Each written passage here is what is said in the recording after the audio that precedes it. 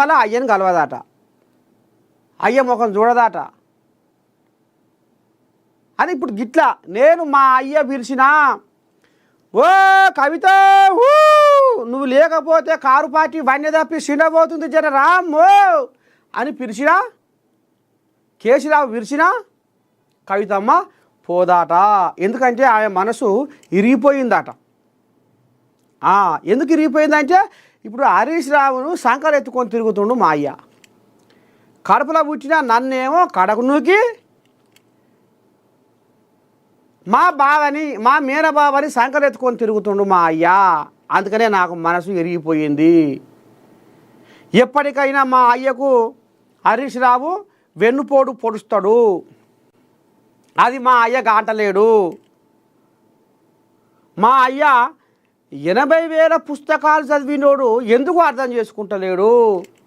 ఆనాడు ఉమ్మడి ఆంధ్రప్రదేశ్లో ఎన్టీఆర్కు పెద్ద ఎన్టీఆర్కు నారచంద్రయ్య ఏ రకంగా వెన్నుపోటు పొడిచిండో ఇగో ఇప్పుడు కూడా మా అయ్య కేసీరావుకు హరీష్ రావు గదే తరీకన వెన్నుపోటు పొడుస్తాడు అని పాపం ఈమె ఆంబయ్య వెళ్ళ పోసుకుంటుంది. ఎట్టువడి బీఆర్ఎస్లో హరీష్ రావుకు తానం లేకుండా చెయ్యాలి. అందుకనే ఇక సిద్దిపేట మాటకు ఇప్పుడు సిద్దిపేటకు ఉరుకులో పెడుతుంది, సిద్దిపేట కాడ కథ నడిపిస్తుంది. వచ్చే తాపకు సిద్దిపేటలో మొత్తం పురకొని ఇక సిద్దిపేటని ఏలాలి అనే కాడికి తీసుకొస్తుంది తల్లి. ఈమె మనసాట మొత్తం ఇరిగిపోయిందట. ఇక వాళ్ళయ్య శరణ్ తప్పి పార్టీలకి వెళ్ళి సస్పెండ్ చేసే కదా, శరణ్ తప్పి రా బిడ్డ మా అమ్మ కానీ నీ కాళ్ళు కడిగి నెత్తిన పోసుకుంటా బిడ్డ, నువ్వు ఆడబిడ్డవు రా మా అమ్మ కానీ రా, నువ్వు పుట్టినాకనే నాకు లక్ష్మమోరు పెరిగింది రా బిడ్డ అని పబ్బతి పట్టి మొరబెట్టుకున్న కారెక్కదాట. కేసీరావయ్య గుమ్మం దొక్కదాట. మా అయ్య విరిచినా నేను ఫోన్ ఉంటుంది చూద్దాం మరి ఈ మొండిపాటు ఎన్నాళ్ళు ఉంటుంది ఎన్నేళ్ళు ఉంటుంది ఎట్టేట సంగతి. ఇక ఏపీలో భారీగా ఐఏఎస్ల బదిలీ, ఒకేసారి 31 మందికి స్థానచలనం. సమాచార శాఖ డైరెక్టర్గా కేఎస్ విశ్వనాథన్. కోల్యాగా ఫోర్బ్స్ 2025 భారత కుబేరుల జాబితా ముఖేష్ అంబానీ నెంబర్ 1. ఇప్పుడు భారతదేశంలో ఇది కుచ్చనాన విషయంలో నెంబర్ 1 అట ఇది. ఈ లోకంలో నీతికి నిలువ నీడలేదు, మా పేదొల్ల జాతి మీకెందుకు గొరగాదు, అడుగడుగున అవినీతి రాజ్యమేలుతుంది, సామాన్యులనే లంచము పీడిస్తూ ఉంది, ఎక్కడుందిరా మానవత్వము, ఆ మానవత్వమే దినదినము దిగజారెనురా, ఏడవుందిరా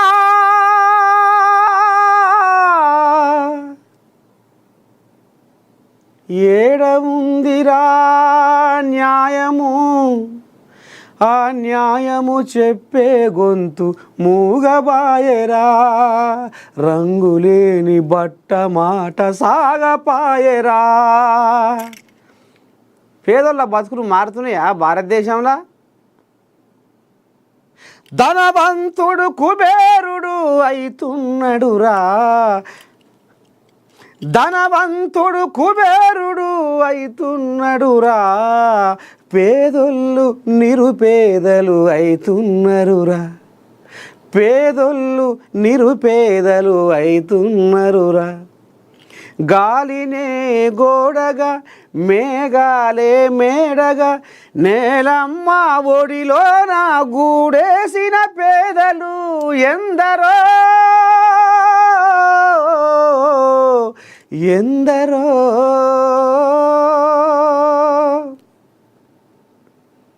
మారుతున్నాయా బతుకులు?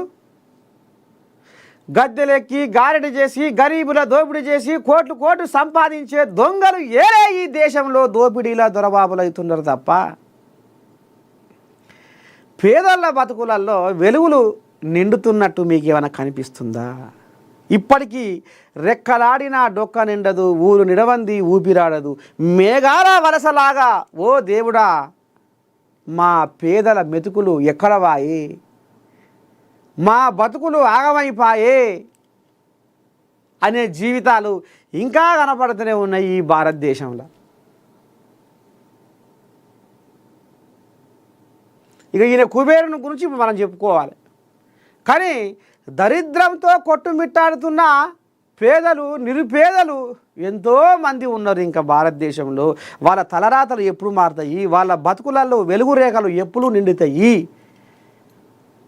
వాళ్ళ సంసారాలు ఎప్పుడు బాగుపడతాయి? ఎక్కడన్నా పోని కాయట కలిసి, ఎక్కడన్నా పోని గంగల కలిసి, వీళ్ళకు మాత్రం వేలకు వేలు లక్షల కోట్లు మంచి పుణ్యాన మహిళలు తీసి తీరొక్క వేషాలు వేసి గిట్లా నడుస్తుంది కథ. అందుకనే ఇదంతటికీ కారణము ఓటు.